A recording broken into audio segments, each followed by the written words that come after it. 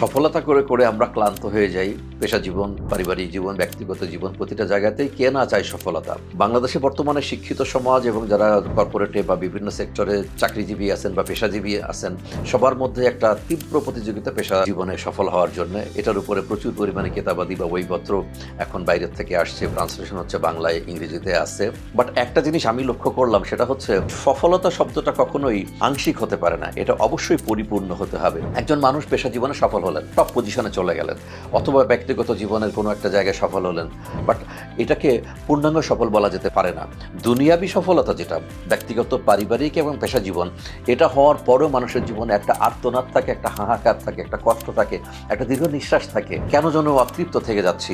But আমরা যারা বিশ্বাসী, আমরা যারা আল্লাহ বিশ্বাস করি, আমরা যারা পরকালে বিশ্বাস করি, অ্যাকচুয়ালি সফলতা হচ্ছে তাদের জন্যই যারা ইহলৌকিক সফলতার পাশাপাশি পারলৌকিক সফলতার জন্য কাজ করে যান। অর্থাৎ ইহলৌকিক কাজগুলো যদি আমি যেভাবে আল্লাহ রাব্বুল আলামিন এবং নবী করিম সাল্লাল্লাহু আলাইহি সাল্লাম আমাদেরকে আদেশ করেছেন সেভাবে যদি কাজগুলো করি এবং বাকি ইবাদত যতটুকু 5 ওয়াক্ত নামাজ থেকে শুরু করে অন্যান্য ইবাদত করি, তাহলেই এই কাজগুলো ইসলামের আলোকে হলেই আখিরাতের আলোকে কাজগুলো হয়ে যাবে। আখিরাতে সফলতা হবে কিনা এটা আমরা গ্যারান্টি দিতে পারি না, এক্সেপ্ট দ্যাট অফ আল্লাহ সুবহানাহু ওয়া তাআলা। সুতরাং সফলতা বা সাফল্য এটাকে মিন করবে তখনই যখন ইহলৌকিক এবং পারলৌকিক, দুনিয়া এবং আখিরা উভয় জাহানের সফলতা আসবে। এটাকে নিয়েই আমার বই ফাউজান আজিম, সাফল্য থেকে মহা সাফল্যের পথে।